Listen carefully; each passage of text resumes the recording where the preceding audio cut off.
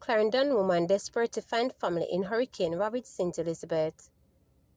A Clarendon woman is making a desperate plea for help to re-establish in chat with her daughter-in-law and one-year-old grandson of Moko St. Elizabeth, who she has not been able to reach since Hurricane Melissa ravaged sections of western Jamaica last week. Nadine Stewart White says the last she spoke with her granddaughter-in-law, Tammy Stone, last Tuesday, just before the Category 5 hurricane made landfall and tore through parts of St. Elizabeth, one of the hardest-hit parishes. Stone is the mother of Stuart White's one-year-old grandson, Bellamy White. "I'm going mad.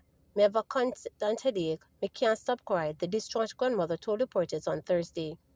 She said repeated attempts to reach Stone by phone have been unsuccessful since the hurricane knocked out electricity and communication services across much of the parish. Stuart White said she has not been able to travel to St. Elizabeth because she has no means of transportation and has even turned to neighbors in her community for help finding a ride. "Me can't eat, me just a try hold up," she stated. With widespread devastation being shared on social media and news reports, Stuart White said she has been avoiding the media altogether for the sake of her mental health. "Every time I see something from down there, me heart skip a beat," she said. "Me just want to know them all right." The grandmother says she's desperately hoping to have Stone and her grandson relocated to Clarendon home. She's appealing to anyone who may have information about Tammy and Stone, her one-year-old son Bellamy White, or Stone's mother Sonia Robinson, is to contact her at 876-324-4858 or the child's father Vadam White at 876-784-2782. St. Elizabeth remains one of several parishes still struggling with prolonged power cuts, blocked roads, and limited phone service in the wake of Hurricane Melissa, hampering efforts by families to reconnect with loved ones. Over 600 schools sustained damage during passage of Hurricane Melissa. 616 schools sustained damage during the passage of Category 5 Hurricane Melissa last week. Education Minister Dr. Dina Marx-Dixon said over 450 of the schools are located in the hardest-hit parishes. Institutions across all levels, from infant territory, were impacted. Meantime, Dr. Marx-Dixon added that about 100 schools opened on Tuesday. She said the aim is to get more schools to reopen quickly. Priority is being placed on students who are to sit external exams. The Education Minister said the ministry is also looking at setting up temporary school structures. So far, we've seen estimates of 616 institutions having some kind of damage. Sometimes it's just a leak. Sometimes it ranges from a leak to the entire school being destroyed. And so what we're doing, we have our teams out there. We have an initial cost, which is humongous, and so we're going to be trying to confirm that on the ground. The ministry team is already out there. The senior team will be out there. Our state minister and our parliamentary secretary will be going out too to get more assessments. So we expect that by next week we'll have a bigger picture, a clearer picture of what is happening with the schools. But almost every school got some amount of damage. Obviously, we need to have water at the school, and it needs to be a safe environment. But what we're going to do is to prioritize children doing exams, whether it's external in relation to CXC or CAPE, or if it is PEP exam. So while I was in St. Elizabeth, the principals were saying that they are getting schools back. It may take a while to get everybody in, but the priority was for those who are doing PEP and those who are doing CSEC and CAPE, because we may have to use tents. We may have to get makeshift structures that our students can continue to learn in. So we've started that process. And so as the work is happening, and I've already spoken to Keith, he's looking at clear areas where we can put temporary housing, shelter. And I've said to him, while you're doing that, look for spaces that could house a temporary school structure. So we're doing that work now, and the ministry is working hard to figure out the damage, because some we can put tarpaulin on the top and we can get them open. And so we're going to be flexible as best as possible. But really for us, our goal is to get as many schools back. And I have the head of the Independent School Association here. They have been hit too. independent schools, and we've committed to supporting them because the entire education system is important to us. And so, yeah, we're going to be flexible and everybody's going to be at school, but it will not look like school, regular school, when we start back. 35 roads remain impassable in 12 parishes, stated NWA.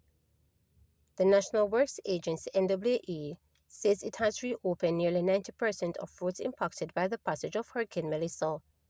Managing Communication and Customer Services at NWA, Stephen Shaw, says the agency has to date received reports of some 385 roads being impacted. Of this number, 246 or 63% have been reopened to single-lane traffic, while another 27% have been fully reopened. Shaw says that as of Thursday evening, there were 35 impassable roads in 12 parishes. There are 6 impassable corridors in Hanover, 5 in St. Thomas, 4 in Trelawney, and 3 in the parishes of St. Andrew, St. Elizabeth, and St. James. All roads in the parishes of St. Mary and Kingston have been reopened. Among the reopened roads in St. James are the roads from Barnet to Adelphi, Adelphi to Kent, and Moko to Niagara. The NWA says workmen continues to reopen the work from Marchmont to Washfoot Gully and Johns Hall to Stapleton. It says some roads are being impacted by flooding. Among them are Montpellier to Cambridge St. James, Williamsfield to My Gully Manchester, Martha Bray to Kinloss, Trelawney, and Windsor to Aberdeen in St. Elizabeth. Sean says while progress has been made, the agency's efforts at fully reopening the roads are also being impacted by downed utility posts and wires, landslides, and damaged road embankment. He says the NWA technical teams have already visited some locations as the agency is making preparation to carry out permanent repairs. He says repairs in the form of retaining structures, improved drainage features, and base replacement will be necessary in order to facilitate easier commute to some areas. St. John Ambulance and JN Foundation deliver medical relief to hurricane survivors. More than 250 volunteers mobilized by St. John's Ambulance Jamaica and the JN Foundation provided first aid and essential medical support to nearly 800 residents in St. Elizabeth and Westmoreland over the weekend. The relief effort was supported by the Jamaica Automobile Association JAA, a member of the JN Group, which transported volunteers and supplied free Wi-Fi access via Starlink to residents who remain without power and internet connectivity following the passage of Hurricane Melissa. Volunteers including certified first aid responders, trainers, and healthcare assistants treated elderly residents who have lost their medication during the storm and others who sustained injuries but were unable to access medical care due to damaged infrastructure and impassable roads. Among those assisted was Vincent Wilson, an elderly diabetic from Barton Wharf, Lochovia, who was rescued by neighbors after his wooden home collapsed during the hurricane. When we go over there, he was trapped in a closet. Him go under there, the wardrobe closet, to look shelter, but the house tumbled down and trapped him. We called rescuer Morgan, who along with his wife and son, cut through their fence to reach Wilson. Wilson recognized the emergency while trying to save their chickens and responded immediately. Him barely could walk because him cramp, but we shoulder him until we get him across. He stated, Wilson is now recovering with the Morgan's family. Though his medications were lost in the storm, volunteers also met several residents who, despite their own injuries, continued to rebuild homes for family and neighbors. Romario Solomon of Rice Peace suffered abrasions with his motorcycle fall just a day prior to the volunteers' visit. Blotches commonly known as cherries were visible on his left arm and right leg. With no access to a medical facility, only hydrogen peroxide was available to dress the wounds. Romeo Wright's son-in-law of the elderly, Melissa Harris, who lost most of her medication from high blood pressure, diabetes, kidney, and heart condition, fell as he carried her from his home during the storm when the roof of her home blew off. He fell face down, injuring his chest. Despite their pain, all 3 men were still working to repair roofs and clear debris. Chief Executive Officer CEO of St. John's Ambulance, Dwayne Ellis, praised the collaboration among volunteers for the JN Group, Kiwanis International Youth Organizations, and students from the University of Technology Jamaica and the University of the West Indies, Mona. He noted that in addition to providing immediate care, the team collected vital data on residential medical and welfare needs to support targeted following-up intervention in partnership with the Ministry of Health and Wellness.